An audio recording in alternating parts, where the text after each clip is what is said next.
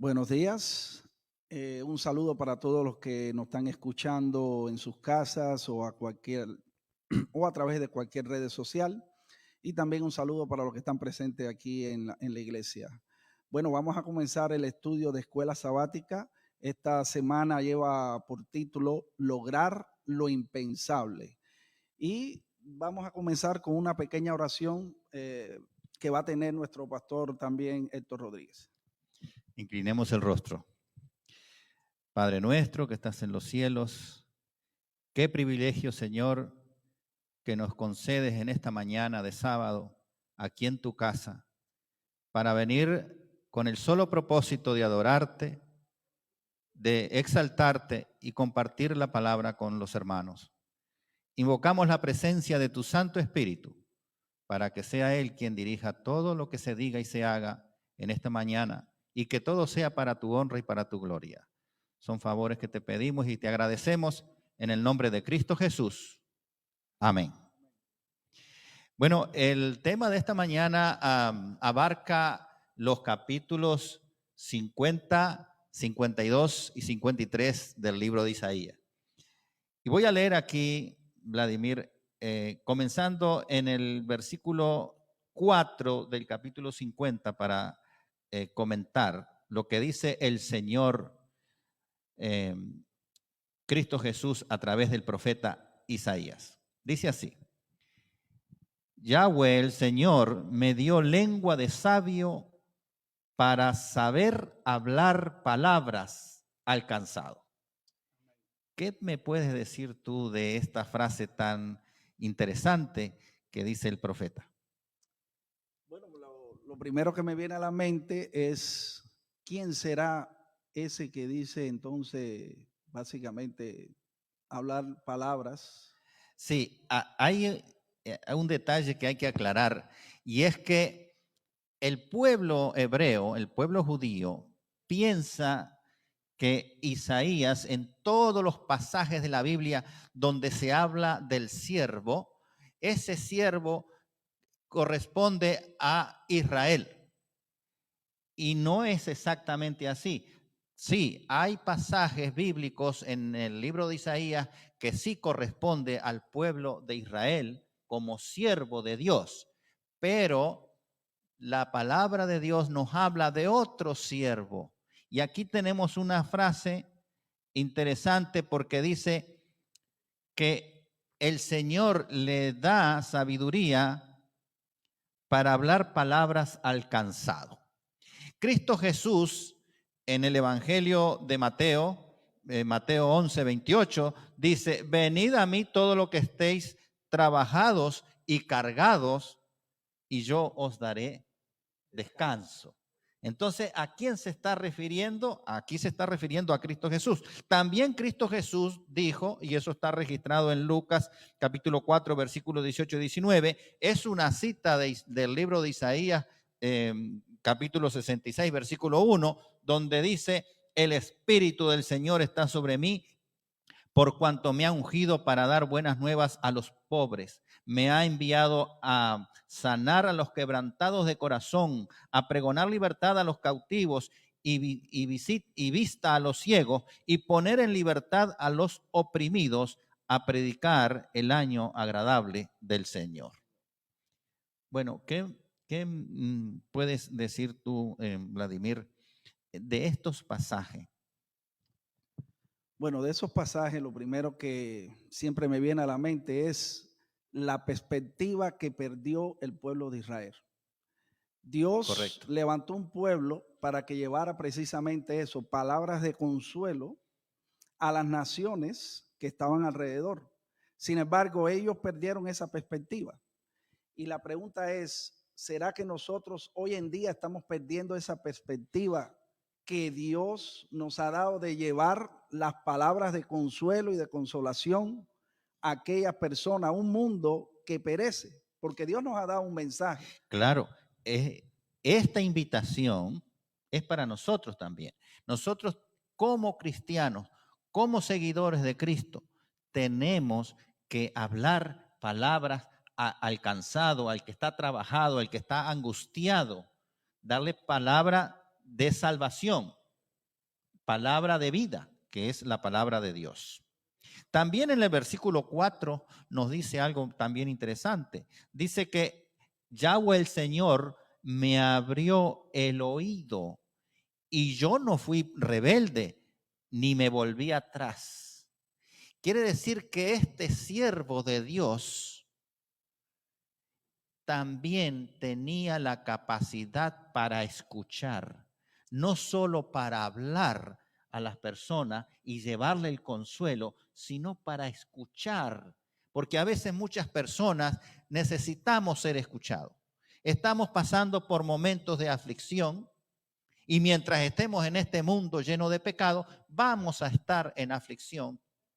Entonces, muchas veces necesitamos ser escuchados. Y qué bueno cuando el Señor nos escucha. Y nosotros, obviamente, como cristianos, también tenemos que escuchar cuando se presenta un caso de esta naturaleza. Héctor, tú sabes que el título de la lección me llama sumamente la atención, porque lleva por título Lograr Lo impensable. impensable. ¿Por qué tú crees que el autor le habrá puesto ese título a la lección de esta semana? Bueno, el Señor Cristo Jesús diseñó un plan de salvación desde antes de la fundación de este mundo. Y ese plan de salvación comenzó a funcionar desde el mismo Edén, desde la misma caída. Y el Señor, ¿qué es lo que quiere lograr? Él quiere lograr salvarte, salvarnos. Y nosotros, como vamos a seguir leyendo más adelante, somos rebeldes, nos descarriamos. Y entonces, pero el Señor insiste en llamarnos, insiste en buscarnos y transformarnos para su honra y para su gloria. O sea que desde que el hombre pecó en el Edén, Dios ha estado siempre que buscando entonces a Dios, o mejor dicho, Dios ha estado buscando al hombre constantemente y el hombre siempre huyendo de Dios. Huyendo de Dios. De Así hecho, es. tú mencionabas ese pasaje de Romanos cuando dice, por cuanto todos pecaron y están destituidos de la gloria de Dios, siendo restituidos básicamente por medio de quién? De la sangre de Jesucristo. Así es. Como habíamos dicho, si nosotros analizamos el libro de Isaías, no podemos analizarlo todo en esta mañana, vamos a encontrar que ese siervo que nos habla el profeta es el Rey de Reyes y Señor de Señores. Es nuestro libertador. Isaías, para hacer un pequeño recuento, por ejemplo, en el capítulo 7, versículo 14, Isaías nos habla de su concepción y de su nacimiento. En Isaías 9, 6, 7 establece la identidad de ese siervo que es descendiente de David, que es rey, pero no humano, sino divino. En el capítulo 11 de Isaías nos habla de, el profeta nos explica su obra de restauración para su pueblo Israel. En el capítulo 42, del 1 al 7, su ministerio silencioso de liberación de la injusticia y del sufrimiento. Y en Isaías 49, del 1 al 12 y 50, que estamos analizando algunos versículos en esta hora, nos habla de ese tremendo contraste, porque antes de que Dios lo exalte, el siervo de Dios sufre, tiene una tremenda tragedia. Ahora, yo quisiera esto, que ahondemos un poquito en esa palabra siervo. En hebreo creo que la palabra es ever y se menciona cientos de veces en el Antiguo Testamento. ¿Cuál es el significado de esa palabra? Porque Isaías le llama el siervo sufriente, básicamente. ¿Qué es lo que podemos entender nosotros hoy en día para nosotros como iglesia, como individuos, la connotación de ser siervo, porque Jesús nos enseñó que debemos ser siervos. Ahora, ¿cuánto estamos dispuestos nosotros a ser el siervo que Jesús desea que nosotros seamos? Bueno, siervo surge de la palabra servir.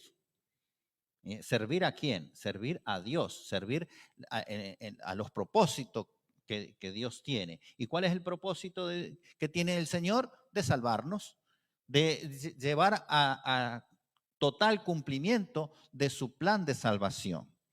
Y entonces, Él se hizo siervo, como dice allí, vamos a avanzar un poquito, el versículo 13 del capítulo, estamos analizando el capítulo 52 ahora, versículo 13, dice, he aquí que mi siervo será prosperado, será engrandecido y exaltado y será puesto muy en alto. Y entonces encontramos después en Filipenses 2, ahí encontramos donde el Señor nos invita a que nosotros tengamos el mismo sentir que tuvo Cristo Jesús, que siendo Dios en el cielo, antes de la fundación de este mundo, siendo Dios, Él dejó su gloria, se humanizó, es decir, adquirió la naturaleza humana y, como dice allí el versículo, se hizo siervo, tomó la forma de siervo, haciendo semejante a los hombres, y en la condición de hombre se hizo obediente, y obediente hasta la muerte, y muerte de cruz, que es la peor muerte. Y entonces en esa humillación, dice el pasaje, que Dios le dio un nombre, lo exaltó hasta lo sumo y le dio un nombre que es sobre todo nombre, para que en el nombre de Cristo Jesús, y aquí viene algo interesante, dice que toda rodilla se doble. ¿Y qué rodillas son esas? Acá lo dice claramente, las que están en el cielo, todas las huestes celestiales, las que están en la tierra, todos los humanos, y las que están debajo de la tierra. Y ahí nos habla del archienemigo, aquel que convenció a la tercera parte de los ángeles diciendo que podía gobernar mejor que Dios. Ese también va a doblar la rodilla ante el Rey de Reyes y Señor de Señores, que es Cristo Jesús. Pero no solamente van a doblar la rodilla, sino dice que va a confesar, que toda lengua confesará que Jesucristo es el Señor, para la gloria de Dios Padre. Quisiera leer un pasaje sí, del Espíritu de Profecía que nos da una apertura, o sea, nos amplía con respecto a lo que Jesús hizo en la cruz y lo que representa. Ella dice en Mensaje Selecto, página 379, tomo 1, dice, en él se combinaban la divinidad y la humanidad. Y eso fue lo que dio eficiencia a la ofrenda en la cruz del Calvario.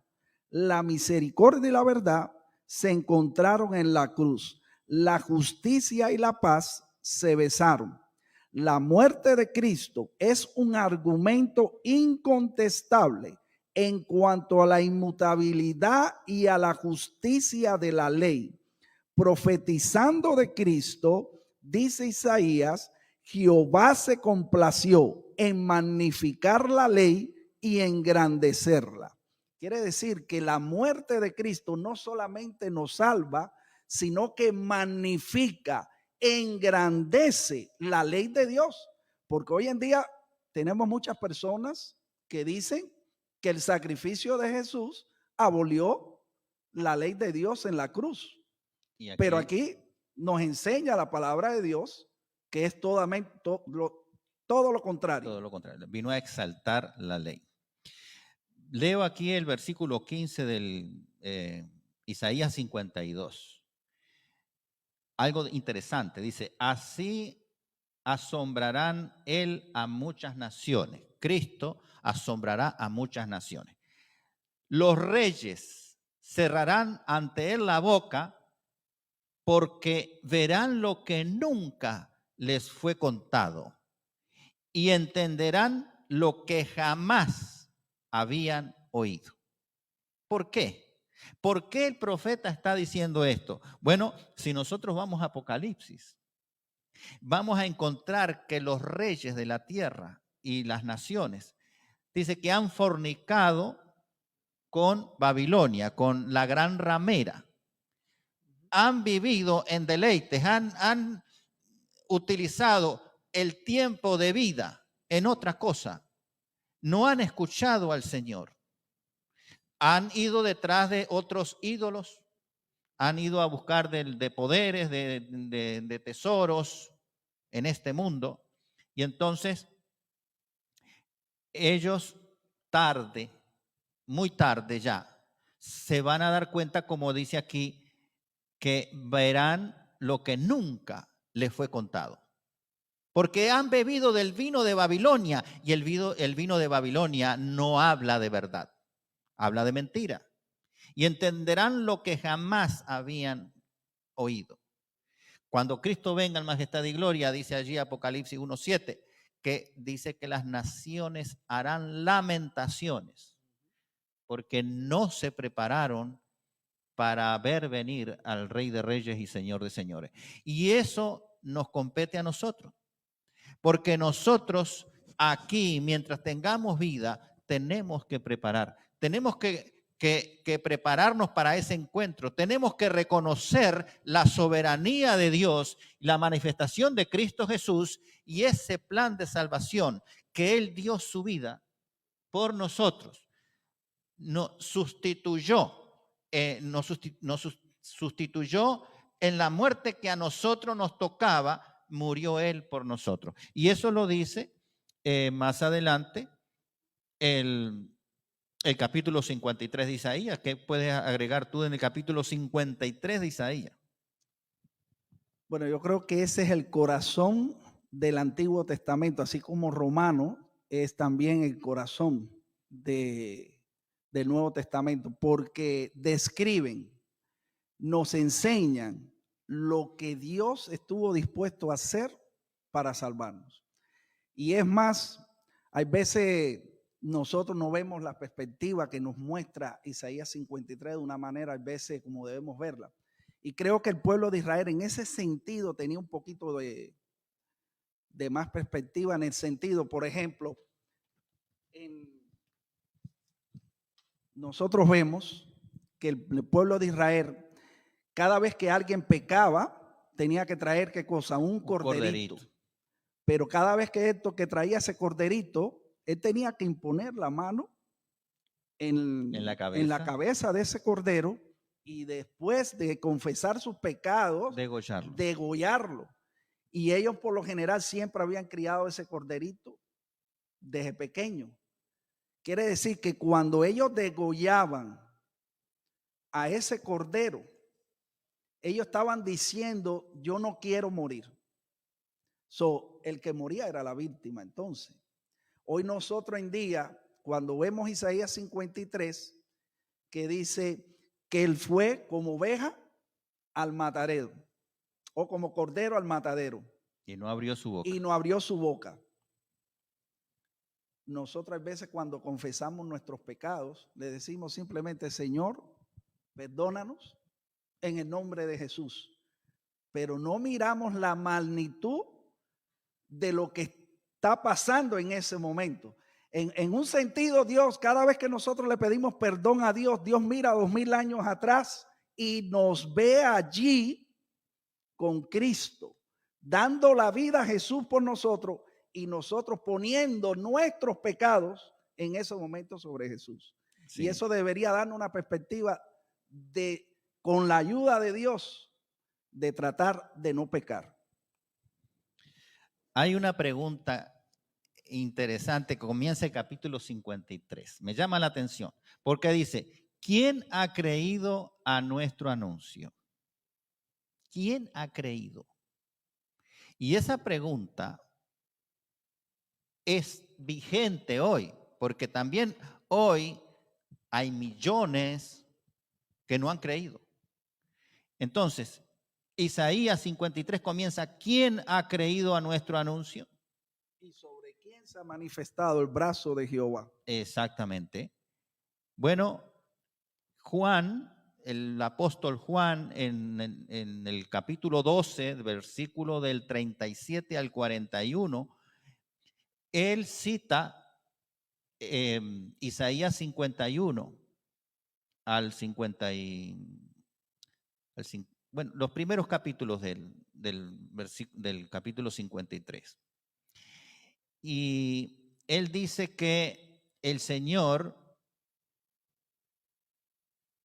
ha cerrado los ojos, cegó los ojos de ellos y endureció su corazón para que no vean con los ojos y entiendan con el corazón y se conviertan y yo los sane.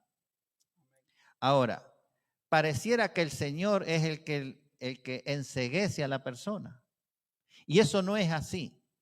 Lo que está diciendo este pasaje de Juan 12, del 37 al 41, que está citando a Isaías, es que el Señor les da libre albedrío a las personas para que tomen su decisión.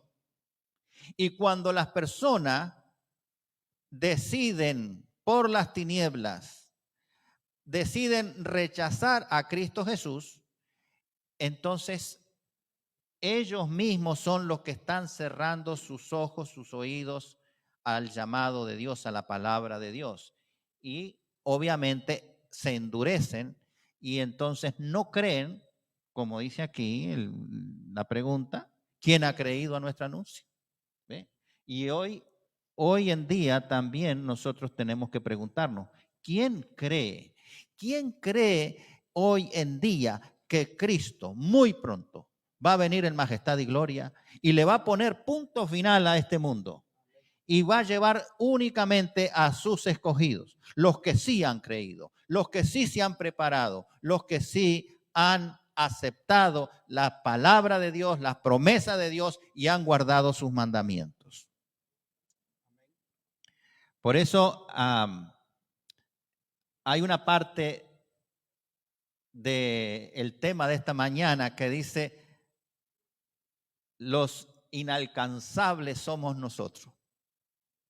¿Qué te sugiere a ti, Vladimir, esa frase, que los inalcanzables somos nosotros? Bueno, si vemos qué pasó en el Edén cuando el hombre pecó. Cuando el hombre pecó en el Edén, ¿qué fue lo primero que pasó? ¿Se escondieron? Se escondieron de Dios. Y Dios vino a buscarlos y los llamaba y ellos andaban como escondidos. Y así somos cada uno de nosotros.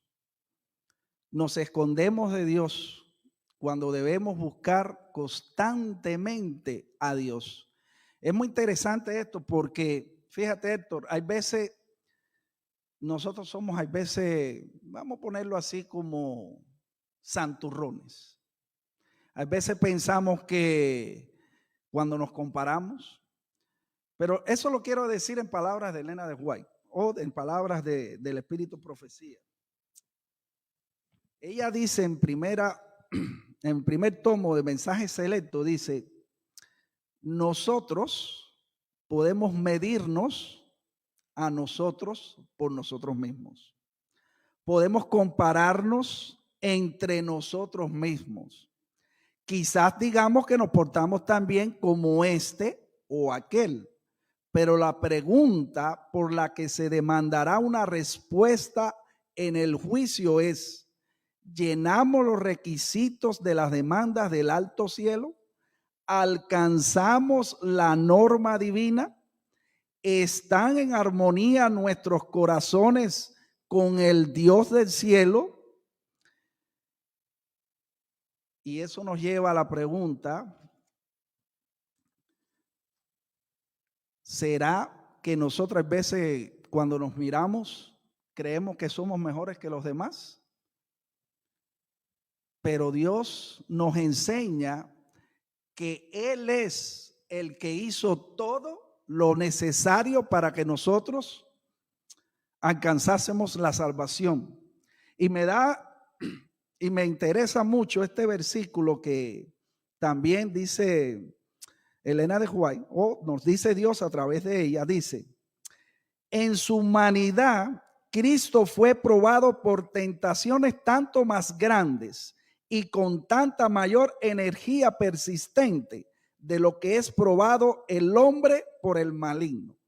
Así como su naturaleza es superior a la del hombre.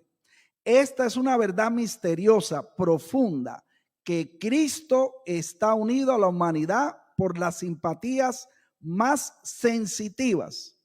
Y aquí viene ahora lo que tremendo, dice: las malas obras, los malos pensamientos, las malas palabras de cada hijo e hija de Adán oprimieron su alma. Los pecados de los hombres determinaron que se lo castigase a él, porque había llegado a ser el sustituto del hombre y tomó sobre sí los pecados del mundo. Llevó los pecados de todo pecador, porque todas las transgresiones se le imputaron.